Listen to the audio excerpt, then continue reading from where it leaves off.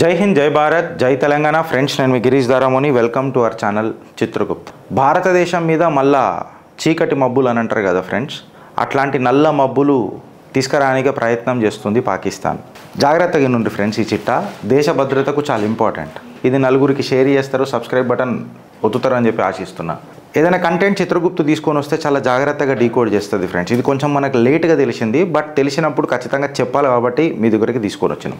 పాకిస్తాన్ ఏం చేస్తుందనంటే friends, ISKP అని ఉంటుంది, ఇస్లామిక్ స్టేట్ ఆఫ్ ఖురానిక్ ప్రిజన్స్ అని ఒకటి ఉంటుంది. దాని పేరు Islamic State of Khorasan province అని ఒకటి ఉంటుంది, ISKP అని అంటారు.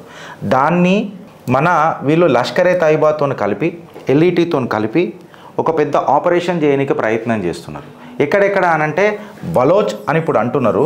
ఇది ఖచ్చితంగా ఇక్కడ సక్సెస్ కాగానే ఖచ్చితంగా ఇది మన కాశ్మీర్లకు తీసుకొని వస్తారు అని చెప్పి చెప్తున్నారు. ఇగో ఏదైనా చెప్తే నేను ఆధారాలతోనే చెప్తా కాబట్టి NDTVలో వచ్చిన కథనం అక్టోబర్ 8, 2025కి Pakistan ISI forms deadly Lashkar plus ISIS alliance in Balochistan documents show.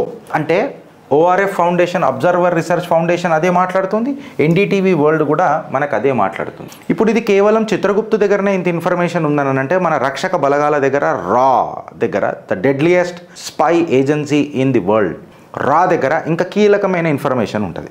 ఇప్పుడు భారత్కి ఏం ప్రాబ్లమ్స్ ఉన్నాయి, సెక్యూరిటీ ఛాలెంజెస్ ఏమున్నాయి, పాకిస్తాన్ కొత్త స్ట్రాటజీ ఏందనేది ఈ చిట్టా. ఇండియన్ ఇంటెలిజెన్స్ ఏజెన్సీ ఏదైతుందో అని అంటాం కదా మనం, ఒక రీసెంట్గా ఒక అబ్జర్వేషన్ చేసింది ఏందనంటే, ఒక కీ రిపోర్ట్స్ బయట పెట్టింది. ఏందనంటే, ఒక డేంజరస్ స్ట్రాటజీ పాకిస్తాన్ స్టార్ట్ చేసింది. అది ఫస్ట్ బలోచిస్తాన్ మీద చేస్తుంది, దాని తర్వాత ఖచ్చితంగా కాశ్మీర్ మీద దీన్ని రెప్లికేట్ చేస్తుంది. అంటే టెస్టింగ్ గ్రౌండ్స్ ఏమో బలోచిస్తాన్. టెస్టింగ్ గ్రౌండ్స్ బలోచిస్తాన్ ఎందుకు అనేది ఇప్పుడు మీరు డాట్స్ కనెక్ట్ చేసి చూడండి ఫ్రెండ్స్. ఈ డిస్కషన్ కంప్లీట్గా దీన్ని అనలైజ్ చేస్తారు. 1970s మనం ఆ టైంకి పోతే పాకిస్తాన్ అమెరికాకు చాలా సన్నిహితంగా పనిచేసింది. ఇన్ఫ్యాక్ట్ అమెరికాతో పనిచేస్తూ అల్-ఖైదా నెట్వర్క్ని డెవలప్ చేసి ఆఫ్ఘనిస్తాన్కి అగెయిన్స్ట్గా పనిచేపించింది, సోవియట్ యూనియన్ ఇన్వేజన్కి అగెయిన్స్ట్గా. 1988కి వచ్చేసరికి ఈ అల్-ఖైదా ఐడియాలజికల్ షిఫ్ట్ ఏదైతుందో అది అమెరికా దోస్తానా నుంచి అమెరికా దుష్మని వరకు వెళ్ళిపోయింది. అదే 1996, 2001 వరకు వచ్చేసరికి ఏమైపోయిందని అంటే, ఈ అల్-ఖైదా అనేది ఏదైతుందో తాలిబాన్తో చేతులు కలిపి, ఇన్ఫ్యాక్ట్ చెప్పాలంటే తాలిబాన్తో మంచి దోస్తానా చేసుకొని కేవలం అమెరికాకు దుష్మనియే కాకుండా అమెరికాని గ్లోబల్ లెవెల్లా డిఫెన్స్ ఆర్ చెప్పాలనంటే ఎదుర్కోనికే ప్రయత్నం చేసింది, దుష్మని పెట్టుకోనికే ప్రయత్నం చేసింది. ఇది ఏమైందనంటే ఫ్రెండ్స్, 2011-12 ప్రాంతానికి వచ్చేసరికి అమెరికా ఒక సక్సెస్ సాధించింది అల్-ఖైదా మీద. పాకిస్తాన్లో ఉన్న Osama bin Laden Al-Qaeda network లీడర్ని ఖతం చేసి అల్-ఖైదా రూట్స్ని కొంచెం షేక్ చేసింది. దాని తర్వాత ఏమైంది ఈ అల్-ఖైదా తర్వాత అని చెప్పి మనం మాట్లాడితే, ISIS ఇంకా ISKP ఏదైతే Islamic State of Iraq and Syria and Islamic State of Khorasan province ఏదైతుందో వీటికి జననమైంది. ఎట్లా 2012లో IS ఫార్మ్ అయింది. ఇది ఇన్ఫ్యాక్ట్ చెప్పాలనంటే మోర్ అగ్రెసివ్ గ్లోబల్ క్యాలిఫైట్ విజన్తో వచ్చింది. ఇస్లామిక్ రూల్ని స్థాపిద్దాము అని ఒక అగ్రెసివ్ మూడ్తో వచ్చింది. అట్లనే ఇస్లామిక్ స్టేట్ ఆఫ్ ఖురానిక్ ప్రావిన్స్ ఏదైతుందో ఆఫ్ఘనిస్తాన్, సెంట్రల్ ఏషియా రీజన్ల నుంచి ఇది తయారైంది 2015లో. ఈ ISKP అనేది ఎందుకు ఇంపార్టెంట్, ఇన్ని రోజులు దీని మీద మనం ఎందుకు మాట్లాడలేదు, ఇప్పుడు ఎందుకు చర్చించాలనేది ఇక్కడికైనా యాక్చువల్గా స్టార్ట్ అవుతుంది. కొంచెం ఇది పెద్దగా పోయినా జర జాగ్రత్తగా ఉండండి ఫ్రెండ్స్. ఈ Islamic State of Khorasan province ఏదైతే ఉన్నదో ఇది ఏం చేసిందనంటే, ఎవరెవరైతే డిసఫెక్టెడ్ మిలిటెంట్స్ ఎవరెవరైతే ఉండే చూడు, వాళ్ళు Taliban, Tehrik-e Taliban TTP Pakistan నుంచి, మళ్ళీ ఇస్లామిక్ మూవ్మెంట్ ఆఫ్ ఉజ్బెకిస్తాన్ నుంచి ఎవరెవరైతే ఉండే చూడు, వాళ్ళందరిని ఎవరైతే ఎస్టాబ్లిషింగ్ అంటే ఒక క్యాలిఫైట్ని ఎస్టాబ్లిష్ చేద్దామని అనుకున్నారు చూడు, వాళ్ళందరిని ఒక స్టేజ్ మీదకి తీసుకొచ్చి తయారైందే ఈ Islamic State of Khorasan province. ISISకి కాంపిటీషన్గా అనుకోరి 2015లో ఆఫ్ఘనిస్తాన్, సెంట్రల్ ఏషియా రీజన్ నుంచి ఇది బయటకు వచ్చింది. అయితే ఈ ISKPకి మనం అంత ప్రాధాన్యత ఎందుకు ఇవ్వాలంటే, భయపడాలి నా గిరీష్ అని చెప్పి మాట్లాడితే భయపడాల్సిన అవసరం లేదు. మోదీ ఏతో ఏ లోగోं का कुछ बोलती ज़्यादा नहीं చలేగి అని అందరికీ తెలిసిందే. అయితే ISKP ఎందుకు ఇంపార్టెంట్ అని అంటే, ఈ ISKP ఐడియాలజీ అనేది చాలా danger. For example Lashkar e Taiba, Al Qaeda ఇవన్నీ ఎట్లాంటివి అని అంటే ముస్లింలను చంపుకోవు, కాఫీర్లను చంపుతాయి. కాకపోతే ఈ ISKP ఏమని అంటదంటే, వీళ్ళ ఐడియాలజీ ఏందనంటే, అగర్ ముస్లింలు కూడా మన ఐడియాలజీకి వ్యతిరేకంగా ఎవరైనా మాట్లాడినా, ఎవరన్నా కొట్లాడినా ఉమ్మాకు విరుద్ధంగా ఉన్నా వాళ్ళను భూస్థాపితం చేసేయాలా, మట్టిలో కలిపేసేయాలన్నదే వీళ్ళ ఐడియాలజీ. అల్ఖైదా అప్రోచ్ ఇట్లుండదు. ముస్లిం బ్రదర్హుడ్ని వాళ్ళు కొంచెము గొప్పను నమ్ముతారు.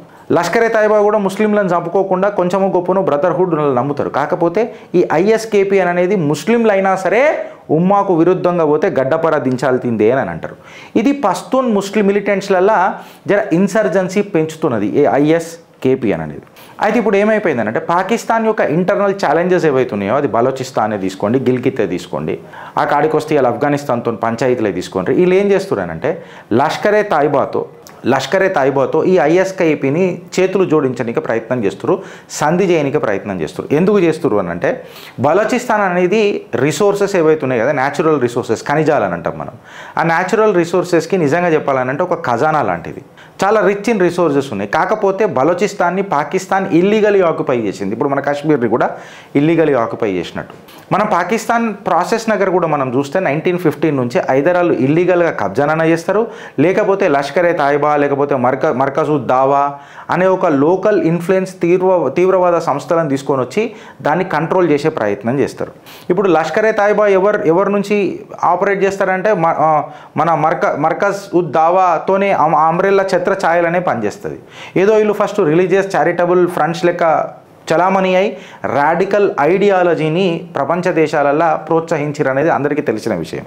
అయితే ఇప్పుడు పాకిస్తానీ కొత్త స్ట్రాటజీ ఏందని అంటే ఫ్రెండ్స్, ఈ లష్కరే తైబా ఇంకా Islamic State of Khorasan province ఐఎస్కేపీని ఉద్దేశించి అని అంటే మన ఇప్పుడు ఎన్డీటీవీ కానీ మన ఓఆర్ఎఫ్ రీసెర్చ్ పేపర్స్లలో కానీ వచ్చిన కథనాలు ఏంటనంటే పాకిస్తానీ ఐఎస్ఐ వీళ్ళిద్దరిని కలుపుతున్నది. కలిపి ఏం చేస్తున్నది అంటే వీళ్ళ క్యాడర్లందరినీ జుడాంచి బలోచిస్తాన్లో ఎవరైతే బలోచ్ నేషనల్స్ పాకిస్తాన్కి అగెన్స్ట్గా కొట్లాడుతున్నారు చూడు, అంటే వాళ్ళు ముస్లిమ్స్ అయినా ఐఎస్కేపీ ఐడియాలజీ ఏంది, ముస్లిమ్స్ని కూడా వాళ్ళు చంపుతారు.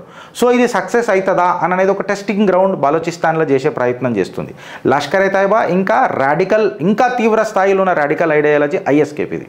వీళ్ళిద్దరిని కలిపి బలోచిస్తాన్లో అగర్ ఇది కొట్టుడు మొదలెడితే ఈ కొట్టుడుతోని సీదా ఇది కాశ్మీర్లకు తీసుకొని వచ్చి ఎవరైతే నాన్ స్టేట్ యాక్టర్స్ ఎవరైతే ఉంటారో ఆ యాక్టర్స్లను సప్రెస్ చేసి కాశ్మీర్లో కూడా మళ్ళా ఈ తీవ్రవాద తత్వాన్ని మళ్ళీ పెంచనీకే ప్రయత్నం చేస్తున్నారు. ఈ యొక్క కంప్లీట్ ఐడియాని, ఈ యొక్క కంప్లీట్ స్ట్రాటజీని మన చేతిలో పడ్డది అని అనేది మన నిపుణుల మాట.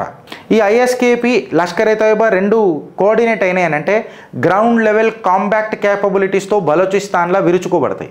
ఇది కాగానే ఒక టెస్టింగ్ గ్రౌండ్ కాగానే బలోచిస్తాన్లో చాలా ఈజీ అవుతుంది. ఎందుకంటే అది కొంచెమో గొప్పనో పాకిస్తాన్ కంట్రోల్లో ఉంది, ఇది పాకిస్తాన్లోనే ఉందని అంటది కాబట్టి బలోచిస్తాన్ కొంచెమో గొప్పనో పాకిస్తాన్కి అడ్వాంటేజ్ ఉంటుంది. సో మా దగ్గర ఇది సక్సెస్ అయితే కాశ్మీర్లో కూడా కొంచెం మనం ఇన్ఫ్లుయెన్స్ చేయొచ్చు అని అనేది పాకిస్తాన్ యొక్క ఆలోచన. ఈ క్యాప్చర్డ్ టెర్రరిస్టులను ఇప్పుడు ఏం చేస్తారనంటే ఈ టెర్రరిస్టులను మొత్తం తీసుకొని పోయి మళ్ళీ బలోచిస్తాన్లో కబ్జా మొదలెట్టి బలోచిస్తాన్లో ఉన్న ఈ టెరిటరీస్ ఏవైతే ఖనిజాలు దొరికే టెరిటరీస్ ఉన్నాయి కదా, ఈ టెరిటరీస్ని కంప్లీట్గా అమెరికా ఇంట్రెస్ట్లకు పెట్టనీక పోయి విచ్చప్ డబ్బా చూపించిండు కదా ముల్లా మునీర్ గాడు, షాబాజ్ షరీఫ్ గాడు, చూసినావా మా దగ్గర రత్నాలు దొరుకుతాయి, మా దగ్గర రాళ్ళు దొరుకుతాయి, నీ చెడిలలో పెట్టుకొని ఓ ట్రంప్ అని చెప్పి డబ్బా తీసి చూపించారు. మీకు యాద ఉందో లేదో ఒకసారి నేను ఫోటో పెట్టినది. సో ఈ ఖనిజాలన్నీ అమెరికాకు దారదత్తం చేసే ప్రయత్నం చేస్తారు. పాపం మీద చైనా అప్పి కట్టలు కట్టుకుంటుంది, ఇప్పుడు 7 మూడేసి గిటార్ కొట్టుకుంటుంది. సో ఇప్పుడు ఈ లష్కరే తైబా ప్లస్ ఐఎస్కేపీ ఏదైతే టాక్టికల్ మోడల్ ఉందో అది కాశ్మీర్లో రెప్లికేట్ చేసే ఆస్కారం చాలా ఎక్కువ ఉన్నది.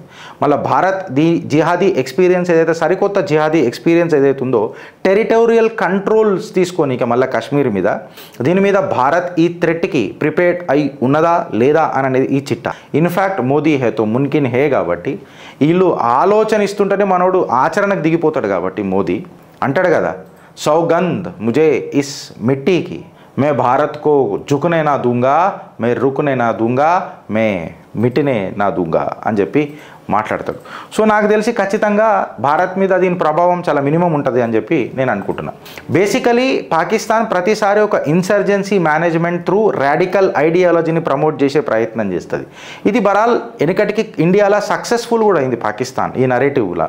ఎందుకనంటే ఇక్కడ ఉన్న ప్రధానమంత్రులు కూడా రాడికల్ ఐడియాలజీ ఉన్న ఆ హురియత్ ఎక్సెట్రా మనుషులతో కూడా మన ప్రధానులు కలిసిండ్రు. మంచిగా చలామణైనరు కాశ్మీర్లో అంత పెద్ద జెనసైడ్ అయినాక కూడా. ఈ పస్తూన్ ఐడెంటిటీ, తాలిబాన్స్ రోల్, ఈ రీజనల్ డైనమిక్స్ ఎక్సెట్రా ఇది భారత్కి ఏం కొత్త కాదు. కాకపోతే ఈసారి భారత్ తిప్పెట్లా కొడుతుంది అని అనేదే భయం. అందుకే బాలోచిస్తాన్లో టెస్టింగ్ వాటర్స్ చేస్తున్నారు. అంటే వీళ్ళ ఐడియాలజీ ఇంకా రాడికల్గా బయటకు వచ్చే ఆస్కారం ఎక్కువ ఉన్నది అని అనేది ఒక థాట్. అయితే ఇక్కడ ఒకటి గుర్తుపెట్టుకోవాల్సింది ఏంటంటే ఆపరేషన్ సింధూర్లో భారత్ క్లియర్ కట్గా పాకిస్తాన్కు ఒక మెసేజ్ ఇచ్చింది. ఇన్ఫ్యాక్ట్ పాకిస్తాన్కే కాదు, ప్రపంచ దేశాలలో ప్రతి తీవ్రవాద సంస్థకు ఒక క్లియర్ కట్ మెసేజ్ ఇచ్చింది భారత్. ఏంటనంటే any act of terror here after is considered as an act of war. నువ్వు ఏదైనా చిన్న తీవ్రవాద తత్వం ఏదైనా చేసినా పటాకా వేల్చిన కొడక మిజైల్ పెట్టి పేలుస్తాం నిన్ను అని చెప్పి క్లియర్ కట్గా చెప్పిండ్రు. సో పాకిస్తానీ యొక్క ఈ న్యూ హైబ్రిడ్ స్ట్రాటజీ ఏదైతుందో లష్కర్ ఏ తైబాని ఐఎస్కేపీని కలిపి భారత్లో ఒక సెక్యూరిటీ కన్సర్న్ని తీసుకొద్దామనని, దీన్ని ఖచ్చితంగా అన్నోన్ గన్మెన్కి జై మనం అందరికీ తెలిసిందే కదా. అందుకనే ఒక్కొక్కడు ఆడ కూర్చొని ఉంటాడు అని పుచ్చ పొద్దుగాల వేసేసరికి పగిలిపోయి ఉంటుంది. ఆ పేరేదో ఉంటుంది కదా, బిష్నా అని ఇట్లా గన్ను సప్పుడు చెప్తున్నాను నేను అంతే, బిష్నా అని ఇట్లా ఉంటుంది కదా, అట్లా పుచ్చలు వలిగిపోతున్నాయి ఒక్కొక్కళ్ళే. మళ్ళీ వచ్చేసరికి ఒక గాయ కత్తరా ఇంటర్నేషనల్ లెవెల్స్ అంటే మీరు చేస్తే సంసారాలు. అదే భారత్కి ఫేవర్గా భారత్ ప్రోద్బలం లేకుండా వాళ్ళు చేసుకుంటున్నారు. మస్తు మంది ఉంటారు భారత్ని ప్రేమించేటోళ్ళు, వాళ్ళు ఎవరో చేసుకున్నారు అంటే భారత ప్రభుత్వం చేస్తుంది అని అంటారు.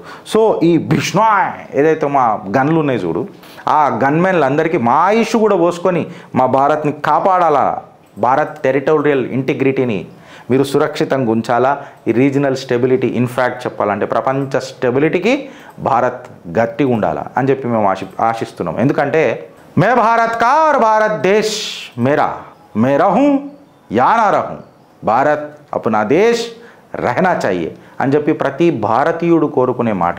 जो भी हो जलने वाले जलते रहे बट भारत अपना चलता रहे. भारत माता की जय.